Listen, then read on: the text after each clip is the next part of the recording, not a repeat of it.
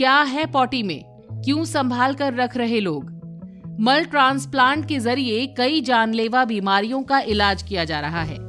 आइए जानते हैं कि मल बैंक क्या है और ये तकनीक कैसे काम करती है। सुनील कुमार। बैंक यानी वो जगह जहां हम अपनी जरूरत की चीजें जमा करते हैं ताकि गाढ़े दिनों में वो हमारे काम आए। आपने कई तरह के बैंकों के बारे में सुना होगा, जैसे कि मनी बैंक, ब्लड बैंक या फिर स्पर्म बैंक। कुछ माता पिता अपने बच्चे की गर्भनाल का ब्लड भी जमा करते हैं। अगर बच्चे को कभी बोन मैरो कैंसर हुआ तो ब्लड में मौजूद स्टेम सेल्स उसके इलाज में काम आएंगे। लेकिन क्या आपने कभी पूप या फिर मल बैंक के बारे में सुना है? ये बात सुनने में जितनी अजीब है उतनी ही काम की भी है। दरअसल तकनीक ने हमारी जिंदगी को आसान तो किया, लेकिन हमारी जीवन शैली को बिगाड़ कर रख दिया। इनका सबसे बुरा प्रभाव पड़ रहा है हमारी आंतों के बैक्टीरिया पर। आसान शब्दों में कहें तो आंत बैक्टीरिया की दुश्मन है आधुनिक जीवन शैली। आंतों के माइक्रोब्स यानी बैक्टीरिया सिर्फ खाना पचाने से जुड़े काम नहीं करते, बल्कि ये प्रतिरोधक क्षमता के साथ शारीरिक और मानसिक स्वास्थ्य को दुरुस्त रखने में मदद करते हैं। इन्हें सबसे ज्यादा चोट पहुंचती है बाहर के खाने से। फिर हम एंटीबायोटिक दवाओं का भी लगातार सेवन करते हैं। अगर कामकाज के चक्कर में लंबा सफर किया तो खान पान एकदम से बदल जाता है। कई बार नींद भी पूरी नहीं होती। इन सब से हमारा माइक्रोबायोटा बिगड़ रहा है। माइक्रोबायोटा यानी आंतों में मौजूद सूक्ष्म बैक्टीरिया की दुनिया।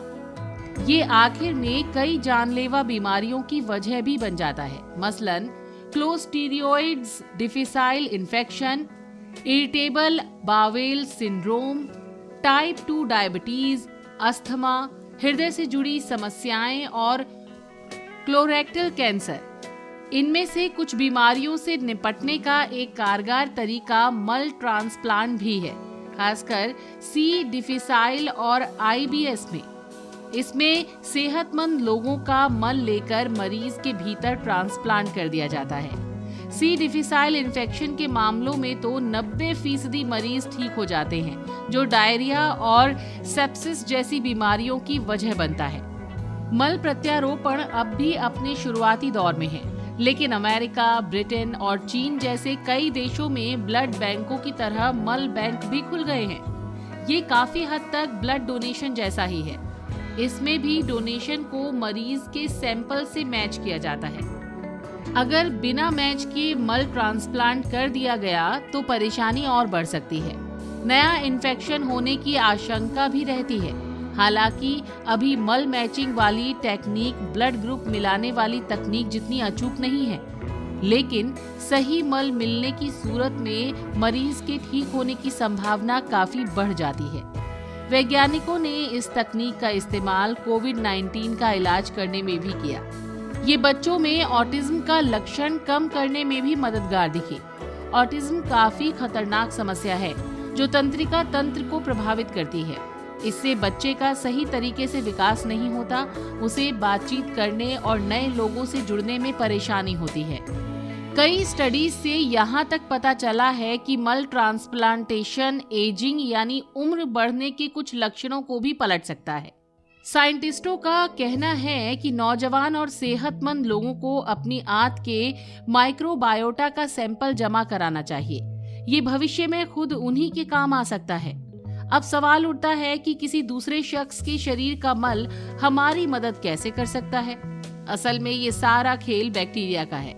हमारी बीमारी का मतलब है कि हमारे शरीर के बैक्टीरिया कमजोर पड़ चुके हैं। ऐसे में अगर किसी सेहतमंद इंसान का मल हमारे भीतर ट्रांसप्लांट किया जाएगा तो उसके ताकतवर बैक्टीरिया हमारे शरीर के सिस्टम को दुरुस्त करने में मदद करेंगे।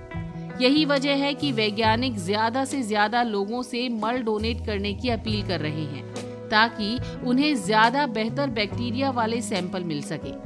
पूप बैंक मल लेने से पहले कई तरह की एहतियात बरतते हैं। वे डोनर की मेडिकल हिस्ट्री, ट्रैवल हिस्ट्री और एंटीबायोटिक हिस्ट्री करके पता लगाते हैं कि उसका मल लेने लायक है या फिर नहीं। इंसान इकलौता जीव है जिसके शरीर में बैक्टीरिया का अथाह भंडार है। ये एक दूसरे से इतने अलग हैं कि उसकी कल्पना भी नहीं की जा सकती। हमारे खान पान का दायरा काफी बड़ा है। इंसानों के अलावा ऐसा कोई जीव नहीं जिसके खान पान में इतनी वैरायटी हो। यही वजह है कि हमारी आंतों और मल में लाखों तरह के बैक्टीरिया मौजूद हैं। कई बैक्टीरिया तो ऐसे हैं कि अभी साइंस उनकी स्टडी ही नहीं कर पाया।